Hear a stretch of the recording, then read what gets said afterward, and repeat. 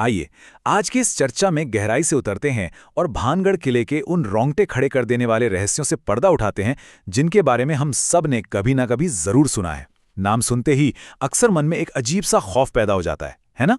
लेकिन आज हम सिर्फ उन डरावनी कहानियों तक सीमित नहीं रहेंगे।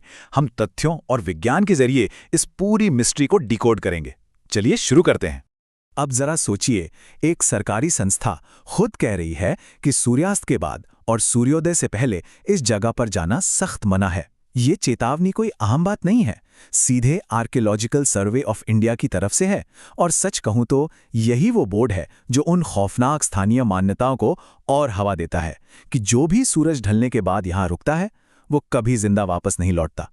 इस डर को समझने के लिए वहां की एक बहुत ही मशहूर और रोंगटे खड़े कर देने वाली घटना पर गौर करते हैं। कहा जाता है कि 3 दोस्तों ने चेतावनी को नजरअंदाज करते हुए रात के अंधेरे में सिर्फ एक टॉर्च के सहारे किले में घुसने की हिम्मत की। लेकिन उनका ये एडवेंचर एक भयानक हादसे में बदल गया। एक दोस्त का पैर फिसला और वो सीधे एक सूखे कुएं में जा गिरा। किसी तरह बाकी दोनों ने उसे बाहर निकाला और जैसे ही वो उसे लेकर अस्पताल की तरफ भागे, अचानक उनकी कार का एक्सीडेंट हो गया। तीनों की मौके पर ही दर्दनाक मौत हो गई। अब वहां के लोगों का मानना है कि ये कोई इत्तेफाक या साधारण एक्सीडेंट नहीं था, बल्कि भानगढ़ का श्राप था। और सच तो ये है कि भानगढ़ से जुड़ा हुआ ये खौफ सिर्फ एक हादसे से पैदा नहीं हुआ है, बल्कि इसकी जड़ें सदियों पुरानी बेहद डरावनी किंवदंतियों में गहराई तक फैली हुई हैं। चलिए अब इन 2 सबसे मशहूर कहानियों को देखते हैं। एक तरफ बाबा बालूनाथ नाम के एक साधु का किस्सा है। कहा जाता है कि उनकी शर्त थी कि भानगढ़ महल की परछाई कभी उनके घर पर नहीं पड़नी चाहिए। लेकिन जब ऐसा हुआ तो उनके श्राप से पूरा शहर तबाह हो गया। वहीं दूसरी कहानी है काले जादू के माहिर एक तांत्रिक सिंघिया की। वो राजकुमारी रत्नावती पर बुरी नजर रखता था। उसने एक इत्र पर काला जादू किया, लेकिन राजकुमारी ने उसे भांप लिया और उस इत्र को एक पत्थर पर फेंक दिया। वो जादुई पत्थर सीधा जाकर उस तांत्रिक पर गिरा और उसे कुचल दिया। मरते मरते उस तांत्रिक ने पूरे शहर को श्राप दे दिया। कहा जाता है कि इन्हीं भयानक श्रापों की वजह से आज भी वहां पैरानॉर्मल घटनाएं होती हैं। लोग दावा करते हैं कि इन खंडरों से आज भी महिलाओं के रोने और चूड़ियां टूटने की आवाजें आती हैं। ऐसा लगता है मानो कोई अदृश्य साया पीछा कर रहा हो। यहां तक कि बॉलीवुड की फिल्म क्रू ने भी अजीबोगरीब चीजें महसूस की हैं, जैसे अचानक से गाड़ियों के ब्रेक फेल हो जाना। एक बहुत ही मशहूर वाकया एक पत्रकार का भी है। उनकी स्कूटी अचानक बंद हो गई और वहां मौजूद एक अनजान व्यक्ति ने बिना छुए उसे स्टार्ट कर दिया और अजीब सी चेतावनी देते हुए कहा, दे वॉन्ट यू, यानी वो तुम्हें चाहते हैं। तो ये सब सुनकर मन में एक बहुत बड़ा सवाल उठता है, क्या ये अलौकिक कहानियां वाकई सच हैं, या फिर इन अंधेरे खंडहरों के पीछे कोई बहुत ही तार्किक और वैज्ञानिक सच्चाई छिपी हुई है?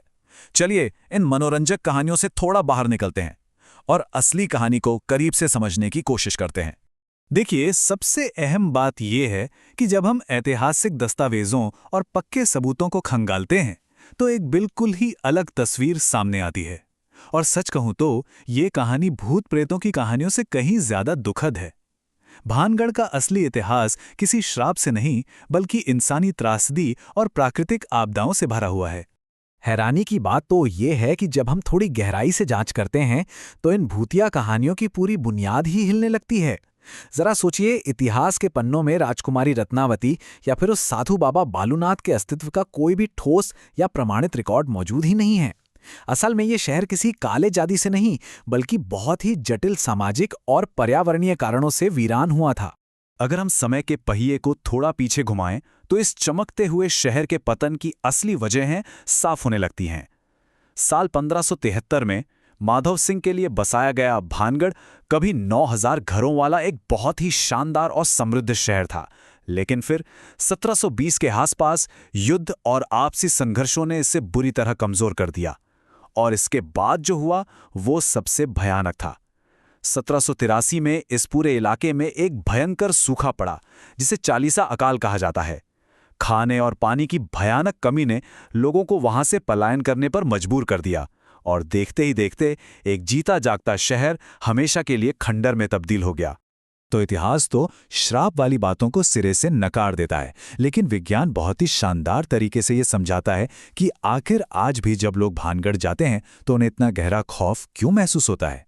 इसका जवाब किसी भटकती आत्मा में नहीं, बल्कि ध्वनि तरंगों और हमारे खुद के दिमाग में छिपा है। इस पूरी साइंटिफिक मिस्ट्री को समझने के लिए ये नंबर बहुत अहम है, 19। दरअसल 1980 के दशक में विक टेंडी नाम के एक इंजीनियर ने अपनी लेबोरेटरी में एक बेहद अजीब सी चीज महसूस की।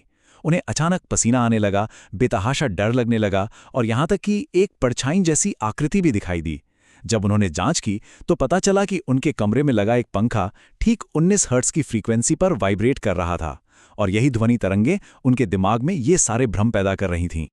इस घटना को विज्ञान की भाषा में इंफ्रासाउंड कहा जाता है, मतलब 20 हर्ट्ज से नीचे की वो ध्वनि तरंगे जिन्हें इंसान के कान सुन तो नहीं सकते, लेकिन हमारा शरीर उन वाइब्रेशंस को महसूस जरूर कर सकता है।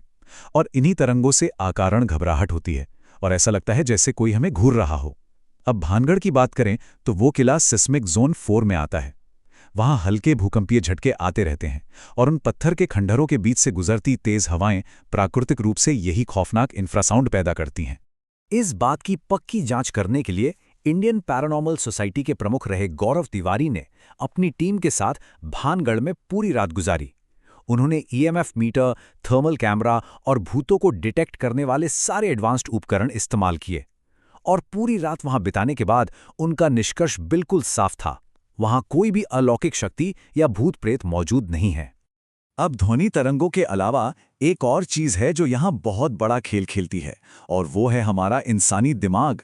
मनोविज्ञान में इसे सजेस्टिबिलिटी कहते हैं। इसका सीधा सा मतलब ये है कि अगर हमारा दिमाग पहले से ये मान ले कि हम किसी भूतिया जगह पर जा रहे हैं तो वो हर चीज को उसी नजरिए से देखने लगता है। हवा से हिलता हुआ एक पेड़ भी अंधेरे में भूत नजर आने लगता है। इस बात को साबित करने के लिए 2008 में गोल्डस्मिथ्स यूनिवर्सिटी ने एक बड़ा ही मजेदार एक्सपेरिमेंट किया। उन्होंने लोगों को एक बिल्कुल खाली सफेद कमरे में बिठाया और बस इतना कह दिया कि वो कमरा भूतिया हो सकता है। आप यकीन नहीं मानेंगे, लेकिन लगभग 20% लोगों ने कहा कि उन्हें वहां किसी की मौजूदगी महसूस हुई और 8% लोग तो खौफ से भर गए, एक ऐसे कमरे में जहां सच में कुछ भी नहीं था। और जब इस सजेस्टिबिलिटी के साथ पैराडोलिया मिल जाता है तो ये भ्रम 100% पक्का हो जाता है। पैराडोलिया हमारे दिमाग की वो प्राकृतिक आदत है जो बेतरतीब आकारों और परछाइयों में जाने पहचाने इंसानी चेहरे और आकृतियां ढूंढने लगती है। यही कारण है कि रात के अंधेरे में भानगढ़ की वो टूटी फूटी दीवारें और अजीबोगरीब परछाइयां हमारे दिमाग में अचानक भयानक इंसानी आकृतियों का रूप ले लेती हैं। मनोविज्ञान के ये पहलू समझना वाकई बहुत दिलचस्प है, लेकिन इसका मतलब ये बिल्कुल नहीं है कि भानगढ़ रात में पूरी तरह से सुरक्षित है। उस चेतावनी बोर्ड के पीछे कुछ बहुत ही ठोस और वास्तविक कारण भी मौजूद हैं जो रात के अंधेरे में वहां जाना सच में खतरनाक बनाते हैं। दरअसल वो चेतावनी का बोर्ड किसी भूत प्रेत से नहीं, बल्कि असली जानलेवा खतरों से बचाने के लिए लगाया गया है।